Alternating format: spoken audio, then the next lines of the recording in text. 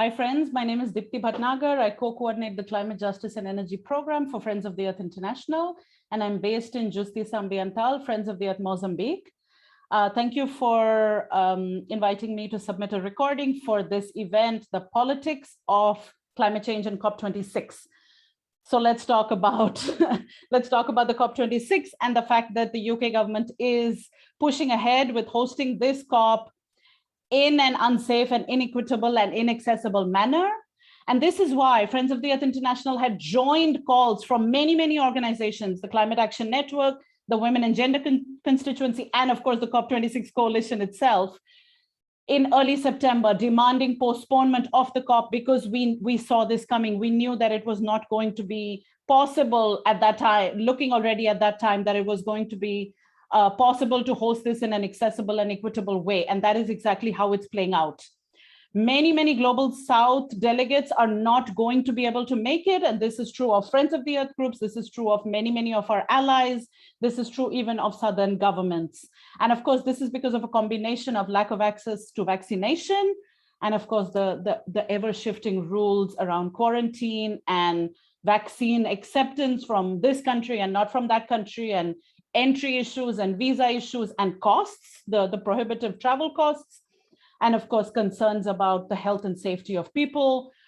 Even if we're vaccinated, to go travel and then come back to a country like Mozambique, which has 5.9% vaccination rate right now, whereas the UK has 80% vaccination rate, doesn't feel to be a responsible choice for our country. And of course, the UK government had promised that it was going to deliver vaccines for the delegates, special vaccines for the COP delegates. Even that has not happened. We know of people who submitted names and none of that has materialized. As far as we can see, not a single vaccine dose under that scheme has materialized. And of course, the UK government is blocking the waivers of the vaccine patents that we're asking for at the WTO, so that this life-saving vaccine can actually be produced where it needs to be produced and reach the people that it needs to reach. And of course, most of the people who do not have access to that vaccine are here in this continent of Africa. So that continues to be a demand for the UK government to support the waivers of those vaccine patents. Okay.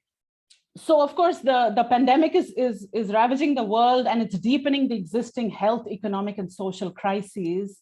And of course, the vaccine apartheid that is taking place, the numbers that I just talked about, the difference of vaccination rates in a place like the UK and in many, many countries in Africa, very much mirrors what's happening in the climate crisis. It's the same rich developed countries that created the climate crisis that are now running away from their historical responsibility.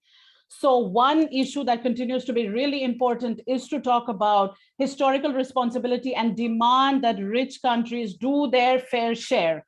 And their fair share, there's a way to determine that fair share, and that's not what they're doing. The pledges that are being put across at the COP are not based on science and are not based on justice. So our demand is that historical responsibility and equity are critical, and every country must do its fair share of emissions reductions and its fair share of climate finance, because we need to talk about repayment of the climate and ecological debt from the global north to the global south. And of course, that money needs to be used in our countries in the global south to transform our societies and our economies so that we do not go down those fossil fuel development pathways that only benefit a few and have left most of our own people behind. So there is work that we need to be doing in our countries as well to hold our governments responsible for the development pathway that is chosen. And we do that. We do this work in our countries as well.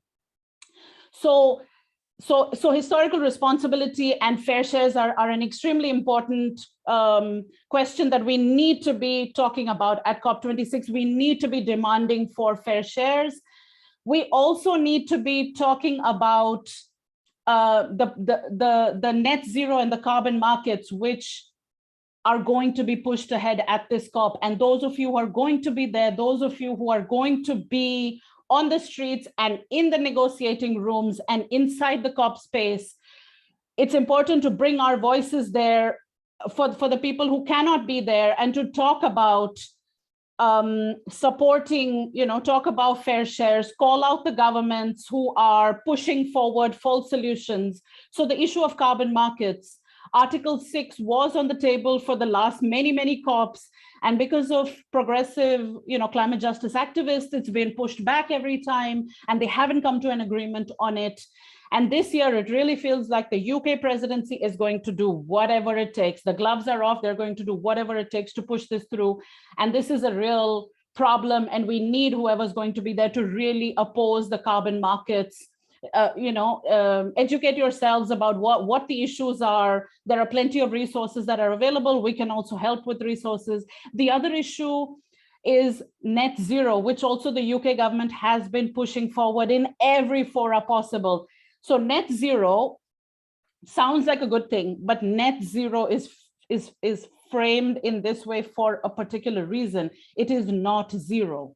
Net merely means whatever is emitted minus whatever is magically sucked out of the atmosphere. And that's where the problem lies. The science on this doesn't work, and nor does the element of justice, because net zero is a smokescreen for the polluters who want to keep polluting. And also, this is about grabbing lands and forests and resources of subsistence-based communities in the global south, right? Because that's where they want to do their carbon offsetting. That's where the net is going to happen.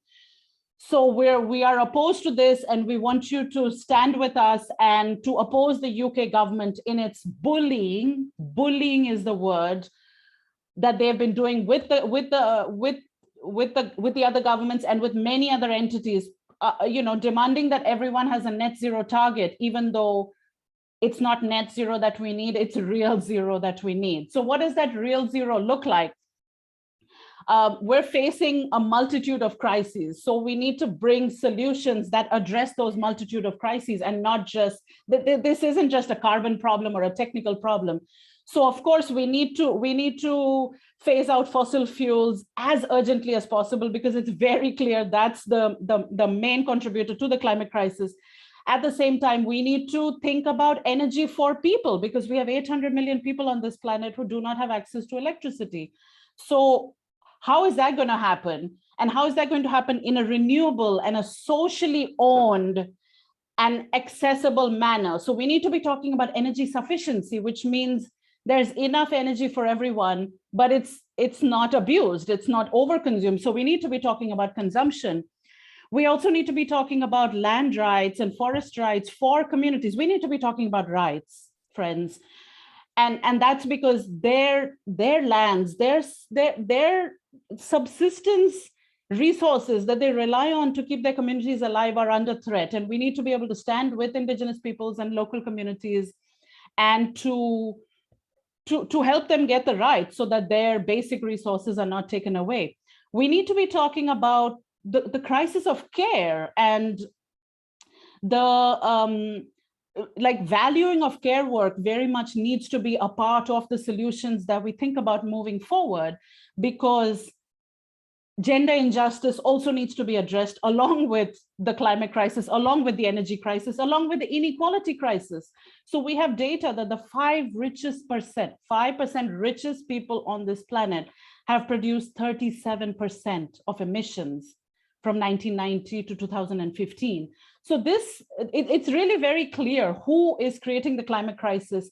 And to be able to deal with that crisis, we need to bring all of these different solutions. We need to hold transnational corporations accountable to not let them have a space within the UNFCCC. And there are many colleagues of ours who are working on this conflict of interest issues in that space. We need to hold the transnational corporations accountable. Just before the COP26 starts is the Geneva process, which is going to take place in the last week of October, which is about binding rules on transnational corporations. And we need to be supporting that as well, so that we can have rights for people and rules for corporations, and that we can bring redress to those communities who have been wronged and murdered and dispossessed by transnational corporations and their actions. So these are some of the things that we think about when we talk about the politics of COP26 and climate change. And maybe the last thing I'll say is, We need to, of course, challenge the hypocrisy of the UK government. So the UK government is hosting the COP, is talking a big game about the importance of climate action, yet it continues to extract and finance fossil fuels within the UK as well as overseas. And this point is important, and we need to be challenging the UK government at the COP and beyond on this issue.